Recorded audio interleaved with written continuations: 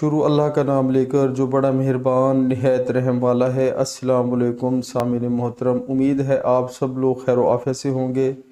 آج قرآن پاک کی ایک آیت پڑھتے ہیں، انشاءاللہ آپ سنیں گے، آپ کا بھی ایمان تازہ ہوگا اور میرا بھی ایمان تازہ ہوگا۔ اور اس قرآن پاک کی آیت کو جتنا آپ پڑھ کر شیئر کریں گے، انشاءاللہ آپ بھی اس ثواب میں شامل ہو جائیں گے۔ جتنے بھی لوگ سنیں گے اس آیت کا ترجمہ، آپ بھی انشاءاللہ اس ثواب میں شامل ہوں گے، آپ کو مفت کا ثواب ملے گا انشاءاللہ، اور تا قیامت تک انشاءاللہ آپ کو اس کا فائدہ ہوگا انشاءاللہ۔ تو شروع کرتے ہیں۔ بسم اللہ الرحمن الرحیم۔ اور جو لوگ ایمان لاتے ہیں اس پر جو آپ کی طرف اتارا گیا اور جو آپ سے پہلے اتارا گیا، اور وہ آخرت پر بھی یقین رکھتے ہیں۔ سبحان اللہ۔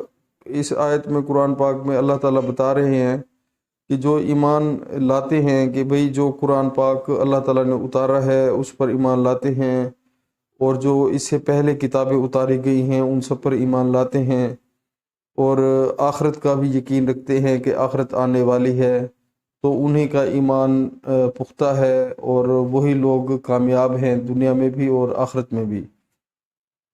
تو پیارے مسلمانوں، ہمیں بھی جو اللہ تعالیٰ نے کتاب عطا فرمائی ہے قرآن کریم، تو اس میں جتنے اللہ کے حکم ہیں ان کو پڑھ کر ان پر عمل کرنے کی کوشش کرنی چاہیے۔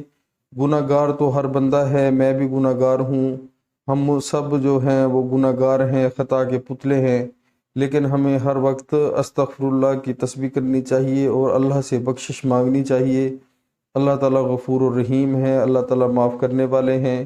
اور ہمیں جو ہے آخرت کا بھی یقین رکھنا چاہیے کہ ایک نہ ایک دن ہم نے ضرور اللہ کے حضور جانا ہے۔ موت برحق ہے، کسی ٹائم بھی موت کا فرشتہ آ سکتا ہے، تو ہمیں توبہ طیب کرنی چاہیے۔ آج ہی اللہ تعالیٰ نے جو ہمیں موقع دیا ہے اس کا فائدہ اٹھانا چاہیے۔ آج جو ہماری یہ سانسیں چل رہی ہیں، تو ہو سکتا ہے اگلے پل میں سانسیں بند ہو جائیں، تو جب اللہ کا حکم آ جائے گا تو پھر ہمارے پاس افسوس کے علاوہ کوئی موقع نہیں ہوگا۔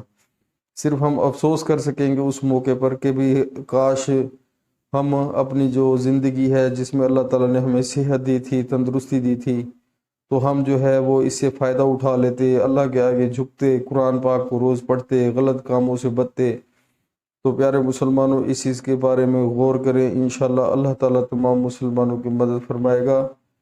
تو پیارے مسلمانوں، جب ہم اللہ کے آگے نہیں جھکیں گے تو اللہ تعالیٰ بھی بے پرواہ ہے، پھر اللہ تعالیٰ ہمیں شیطان کے نرغے میں پھنسا دیتا ہے۔ شیطان ہمیں دن رات غلط راستے دکھاتا ہے اور ہم غلط رستوں پر چلتے رہتے ہیں۔ اللہ تعالیٰ شیطان کے رستوں پر چلنے سے ہمیں محفوظ فرمائے، آمین۔ السلام علیکم ورحمۃ اللہ وبرکاتہ۔